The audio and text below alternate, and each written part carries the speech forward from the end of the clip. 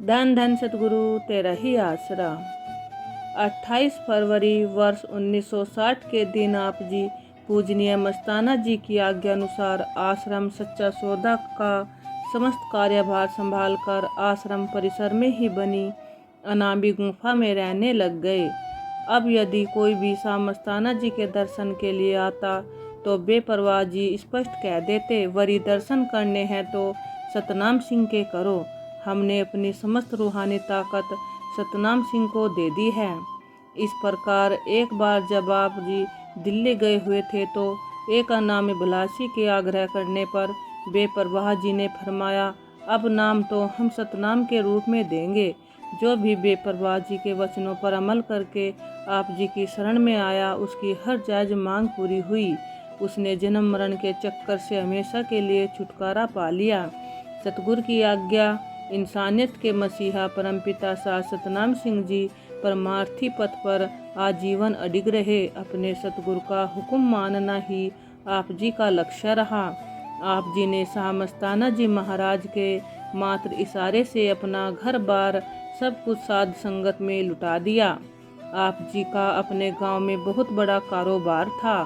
सैकड़ों एकड़ खेती हर जमीन थी। उस समय आप जी के बच्चे छोटी आयु के थे। ऐसी परिस्थितियों में आप जी के घर की देख रेख की जिम्मेदारी आप जी के पूजनीय मामा सरदार वीर सिंह जी द्वारा संभाल ली गई। सारा कारोबार उनकी देख रेख में होने लगा। आड़तियों के लेन देन का हिसाब की जानकारी केवल आपको ही थी। उसके लिए आप जी का अपने गांव श्री जलालाना साहिब जाना अति आवश्यक था। इस उद्देश्य को ध्यान में रखकर एक दिन आपके पूजनीय मामा सरदार वीर सिंह जी आश्रम सच्चा सौदा सरसा में आकर पूजनीय शाह मस्ताना जी से मिले। उनके चरणों में आप जी को 4 दिन के लिए गांव श्री जलाल आना साहिब भेजने के लिए प्रार्थना की। प्रार्थना स्वीकार होने पर आप जी जब पूजनीय शाह मस्ताना जी से गांव जाने की आज्ञा लेने पहुँचे तो शाह मस्ताना जी ने स्नेह भरी दृष्टि से आप जी को देखते हुए फरमाया, बहुत घाटा पड़ता है, समय बहुत कम है, 2 दिन लगाकर परसों 16 अप्रैल 1960 वापस आ जाना। आप जी गांव श्री जलालाना साहिब में वापस जाकर आवश्यक कार्यों को निपटाने के पश्चात दिनांक 16 अप्रैल को अपना ट्रैक्टर लेकर कालावाली मंडी में गए। उसी दिन आप जी को वापस गांव जाने के बाद सरसा आश्रम में पहुंचना था। पूजनीय शाह मस्ताना जी ने 16 अप्रैल को एक व्यक्ति द्वारा आप जी को सरसा आने का संदेश भेज दिया। अपने सतगुरु का इलाही संदेश प्राप्त होते ही आप जी अपना ट्रैक्टर वहीं छोड़कर तुरंत कालावाली से सीधे सरसा के लिए प्रस्थान कर गए। अंतिम बख्शीश दिनांक 16 अप्रैल 1960 की रात्रि के लगभग 12:15 बजे पूजनीय शाह मस्ताना जी ने जीप द्वारा दिल्ली के लिए प्रस्थान किया। उस समय उनके साथ परमपिता शाह सतनाम सिंह जी, चालक हजारा लाल, गोविंद, मदान, प्रेमी बुल्ला, कुछ अन्य सेवादार थे। उस समय पूजनीय शाह मस्ताना जी बातों बातों में अपने निज घर जाने का संकेत कर रहे थे, किंतु परमपिता शाह सतनाम सिंह जी के अलावा उनकी इन बातों का रहस्य कोई नहीं समझ पाया। दिनांक 17 अप्रैल को साध संगत के साथ दिल्ली के कुछ स्थानों सफदरजंग, निजामुद्दीन औलिया की कब्र देखने गए एवं रात्रि के समय दिल्ली में ही सत्संग भी किया। उस समय कुछ लोगों द्वारा नामदान लेने हेतु प्रार्थना करने पर शाह मस्ताना जी ने स्पष्ट शब्दों में फरमाया, अब हम नाम शब्द शाह सतनाम सिंह जी के रूप में देंगे। 18 अप्रैल को पूजनीय शाह मस्ताना जी ने सुबह जल्दी उठकर आई हुई साध संगत को प्रसाद दिया। उसके बाद पूजनीय रहबर द्वारा मंगवाई गई आम की पेटी में से एक अत्यंत सुंदर सुनहरी रंग का आम अपने पवित्र नूरी मस्तक पर लगाकर शाह सतनाम सिंह जी को देते हुए फरमाया, तुझे यह आम देते हैं, ऐसा ही रंग निकालना। कहने का अभिप्राय था, जिस तरह इस सुंदर सुनहरी आम का रंग है आपकी कीर्ति अखिल विश्व में युगों युगों तक यूं ही चमके। बेपरवाह जी ने आप जी को अपने उत्तराधिकारी के रूप में भरपूर आशीर्वाद प्रदान किया।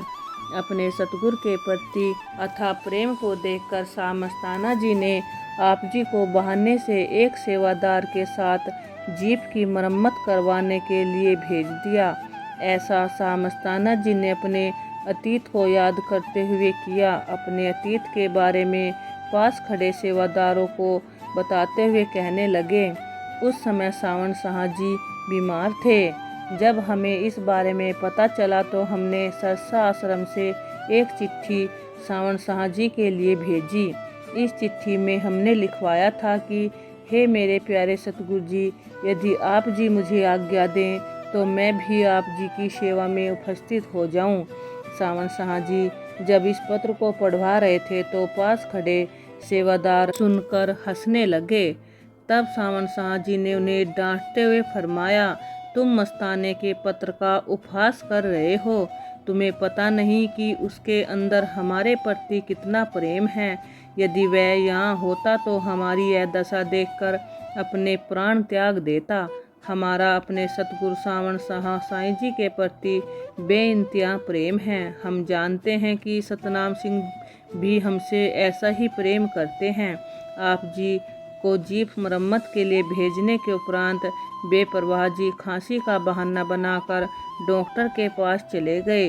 वहीं पर अपना नश्वर शरीर त्याग कर ज्योति ज्योत समा गए। परमपिता शाह सतनाम सिंह जी के रूप में समा गए। विरह वेदना तृप्त की।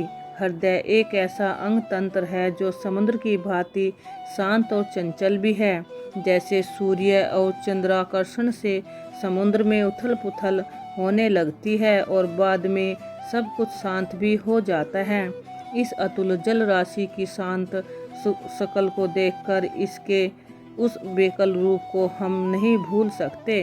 अमावस्या की अंधकार में रात्रि में चांद दिखाई नहीं देता, लेकिन उसका अस्तित्व ज्यों का त्यों होता है। यह उसकी क्षणिक अनुपस्थित होती है। इस क्षणिक बिछोड़े का विरह वेदना से ही सागर में ज्वार भाटा तूफान रूप धारण कर लेते हैं। 18 अप्रैल 1960 को जब महान परोपकारी दोनों जहानों के मालिक शाह मस्ताना जी अपना सब कुछ परमार्थ को समर्पित कर अपने देश अनामी में जा विराजे तो अपने प्रीतम की विरह वेदना से परमपिता शाह सतनाम सिंह जी का हृदय विदृढ़ हो गया। लेकिन आप जी ने अपने अंदर की वेदना को किसी के सम्मुख जाहिर नहीं होने दिया, क्योंकि सारी साध संगत उस समय बेपरवाह जी के बिछोड़े से व्याकुल थी। पुष्प मुरझा गए, भंवरों ने गूंजना बंद कर दिया, पक्षियों ने कलरव करना बंद कर दिया, वायुगमन भी स्थिर हो गए, सारी प्रकृति स्तंभ रह गई। इस विरह अग्नि से सब कुछ नीरस हो गया। ऐसा लगने लगा जैसे सारा वातावरण जल उठेगा। तब बेपरवाह जी की बख्शिश प्रकट संत स्वरूप शाह सतनाम सिंह जी महाराज ने अपने इलाही प्रेम वर्षा से इस विरह अग्नि को शांत किया। अब आप जी ही संगत का एकमात्र सहारा थे। आप जी ने अपने प्यारे मीठे वचनों से सभी का धैर्य बंधाया। साध संगत को सांत्वना देते हुए आप जी ने फरमाया, सतगुरु जी की प्यारी साध संगत जी, आपने सतगुरु के वचनों पर अमल करना है। किसी ने भी मन के धोखे में आकर भ्रमित नहीं होना। बेपरवाह शाह मस्ताना जी की दया मेहर से सब कुछ ठीक हो जाएगा। पूजनीय शाह मस्ताना जी महाराज के हुक्म अनुसार आप जी ने सच्चा सौदा आश्रम की सेवा व संगत की संभाल का कार्य पूर्ण रूपेण करने अपने ऊपर ले लिया। भूली भटकी साध संगत को अपना भरपूर प्यार दिया। जो भी आप जी की शरण में आया, आप जी ने उन पर दया मेहर करते हुए उन्हें अपने हृदय में लगाकर असीम शांति एवं खुशियां प्रदान की। बेपरवाह जी के शरीर त्यागने के उपरांत लगभग 3 वर्ष तक आप जी ने अपना अधिकांश समय गुफा के अंदर सतगुरु की याद में व्यतीत किया, लेकिन आप जी साध संगत को दर्शन भी देते रहे। बेपरवाह शाह मस्ताना जी जिस ऊंची स्टेज पर सत्संग फरमाया करते थे, आप जी उसके साथ थोड़ी नीची स्टेज पर विराजमान होकर मासिक सत्संग फरमाया करते। शुरू के कुछ महीने तो आप जी ने बिना साज बाज के सत्संग फरमाया। आप जी समझते कि सतगुरु सर्वव्यापक हैं, वह दोनों जहानों में अपनी रूह की संभाल करता है। मन का मुकाबला करते हुए सतगुरु के वचनों पर पक्के रहो। साध संगत बड़े गौर से प्रेम पूर्वक आप जी के अमृतमयी वचन सुनती। एक बार एक सेठ पंजाब से सरसाश्रम में आया। वह बहुत संकुला था, सोचता कि सच्चा सौदा आश्रम में लोग क्यों नाचते हैं, सच्चे सौदे वाले संत कैसे हैं। ये प्रश्न उसके मस्तिष्क में घूम रहे थे। जब उसने सत्संग में आकर आप जी के दर्शन किए तो मस्ती में आकर नाचने लगा। उसकी सभी शंकाओं का निवारण हो चुका था। एक बार एक स्वर्णकार आप जी के पास आकर निवेदन करने लगा कि पिताजी, मेरा व्यवसाय ऐसा है जिसमें मुझे झूठ बोलना पड़ता है। आप जी मेरा मार्गदर्शन कीजिए। उसे समझाते हुए परम पिताजी फरमाने लगे, बेटा, इंसान को हमेशा हक हलाल की कमाई खानी चाहिए, कभी भी झूठ नहीं बोलना चाहिए। यदि आप हक हलाल की नेक कमाई करोगे तो सतगुरु उसमें जरूर बरकत डालेगा। लोगों की सभी शंकाओं का समाधान करते लोग आपके पास रोते हुए आते थे, लेकिन हंसते हुए जाते थे। लोग आप जी की हजूरी में अपनी मुरादें लेकर आते। उनमें कोई भौतिक सुख का चाहवान होता तो कोई आत्मिक सुख का। आप जी उनकी हर जायज़ मुराद पूरी करते, चाहे वह ला इलाज बीमारी का ठीक होना ही क्यों न हो, और दुख दूर करे। परम पिताजी गर्मी के मौसम में सुबह लगभग 9 बजे गुफा में चले जाते। आप जी ने एक सत ब्रह्मचारी सेवादार को आदेश दे रखा था कि हमारे गुफा में जाने के बाद यदि दूर दराज से किसी सत्संगी ने आकर वापस जाना हो तो उसका हमसे मिलने भी आवश्यक हो तो हमसे मिलवा दिया करो। पूजनीय परम पिताजी इसी आशय से 11 बजे के करीब प्रतिदिन ऊपर से खिड़की खोलते थे। एक दिन इसी प्रकार जब परम पिताजी ने खिड़की खोली तो बाहर से जो प्रेमी भाई एवं बहनें आए हुए थे वे भागकर खिड़की के पास आ गए। समस्त साध संगत ने परम पिताजी के दर्शन पाकर प्रेम से नारा लगाया। परम पिताजी ने कहा कि प्यारी साध संगत जी, अगर किसी भाई बहन ने बात करनी है तो कर सकता है। एक बहन जिसकी उम्र 40 वर्ष के करीब थी, उसने विनती की, पिताजी मुझ पर मेहर करो, मैं बहुत दुखी हूँ। परम पिताजी बोले, बेटा क्या दुख है। बहन ने जवाब दिया, पिताजी सारा परिवार बीमार है तथा इलाज करवाने के लिए हमारे पास पैसा भी नहीं है। यहाँ तक कि किराए के लिए भी पैसे किसी पड़ोसी से मांग कर लाई हूँ। पिताजी मैं बहुत दुखी हूँ, मुझ पर कृपा कीजिए। बहन की यह दुख भरी आवाज़ सुनकर परम पिताजी ने 100 के 2 नोट उसे दे दिए। अपने पावन मुख से वचन फरमाए, बेटा घबराओ मत, घर जाकर उनका इलाज करवाना, सब ठीक हो जाएंगे। मालिक ने इन रुपयों में ही बरकत डालेगा। यह वचन सुनकर सारी साध संगत खुश हो गई। वह बहन तो इतनी खुश हुई कि वह अपना सारा दुख ही भूल गई। गुना लाभ। एक बार सरसा शहर से एक सत्संगी ने आप जी की हजूरी में अपने घर चरण टिकाने के लिए अर्ज की। आप जी ने उसकी प्रार्थना स्वीकार की और पैदल ही उसके घर पहुंच गए। आप जी उसके घर को अपने चरणों की पावन छांव से पवित्र करके जब वापस आने लगे तो एक व्यक्ति जीप लेकर आप जी के पास आकर रुका। आप जी से जीप में बैठने के लिए आग्रह करने लगा। आप जी ने कहा कि बेटा, हम तो पैदल चलकर ही खुश हैं, लेकिन उसके बार बार आग्रह करने पर आप जी जीप में बैठ गए। उसके प्रेम को देखते हुए आप जी ने उसे 3 गुना लाभ होने का वचन कर दिया।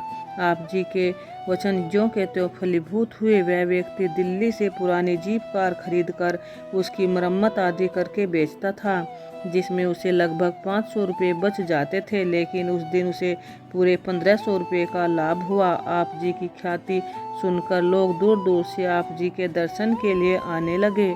धन धन सतगुरु तेरा ही आसरा।